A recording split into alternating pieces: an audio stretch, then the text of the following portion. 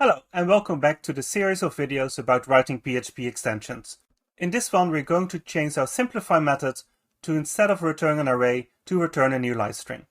Let's start where we left off last time. The first thing to do, of course, is to change our stub file. Instead of returning an array, we want to return a LineString. And then we need to modify our simplify method itself.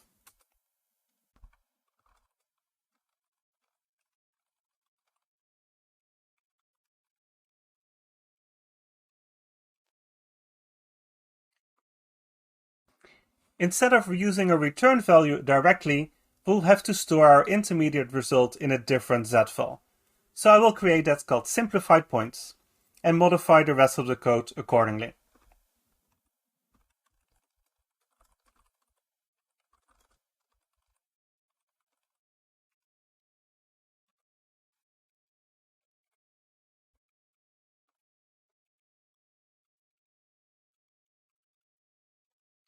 I have to use the ampersand here because return value is a Z file pointer, whereas simplified points is not.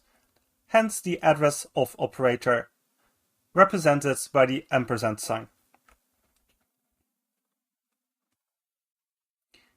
We also need to make sure that we free it up later.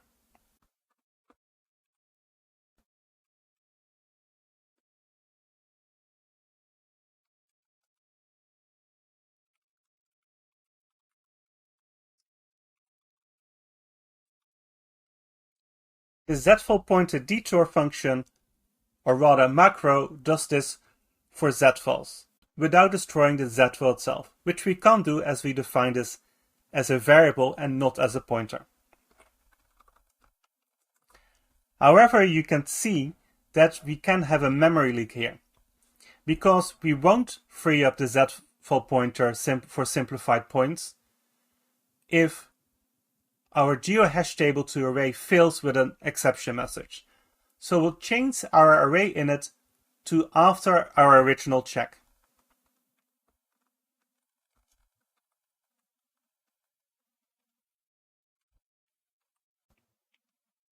We're no longer using the return value, so we now need to make sure that we also don't add the elements to return value, but instead to simplified points.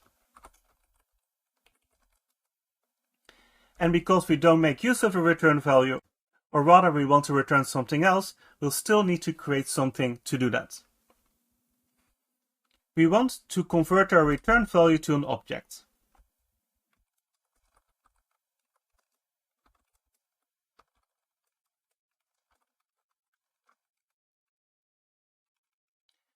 For that, there's another function to use, which is called object initx, which will give the return value to, again, the location where to store our new object. And we also have to give it the class entry. A class entry describing how our LineString object looks like. If you remember, we assigned it to a global variable.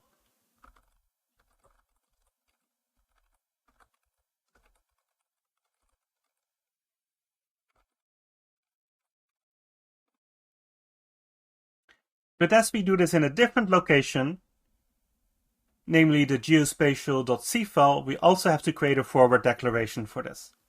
We'll do that at the top of this file. We use extern because this is a global variable.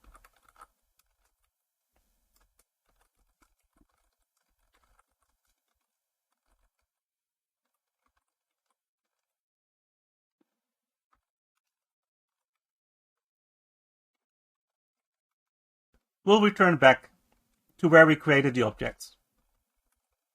Because although we created the object, we haven't set our property. But just like before, we can use send update property here.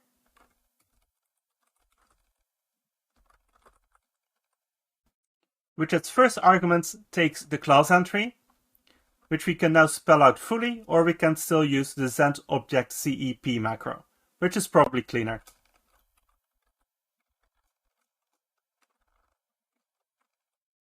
This works because we've just assigned to this. Now we need the object itself.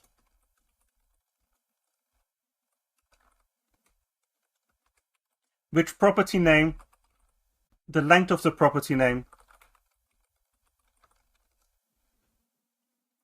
and the z-file itself.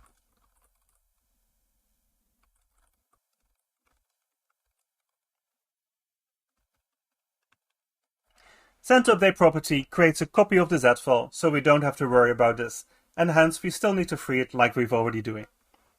Let's see whether this compiles.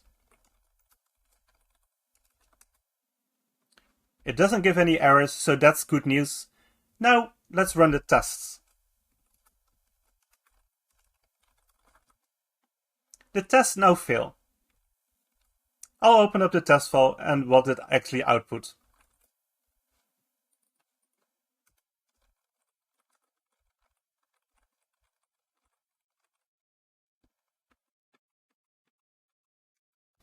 I'm getting an error on count, because the value needs to be countable array, but it saw a GeoJSON line string.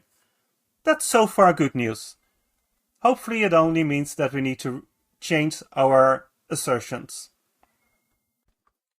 The count point still works, but count results and count results 2 do not.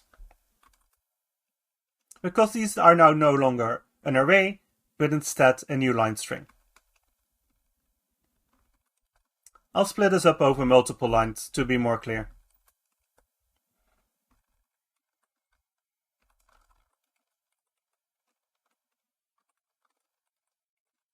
The getCoordinates method that we created in an earlier video now comes in handy.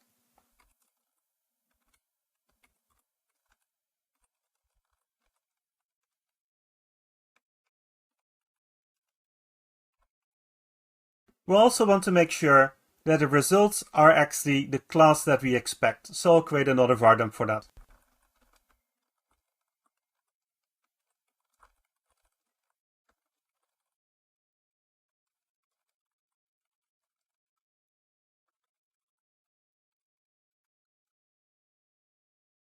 I'll run the test again.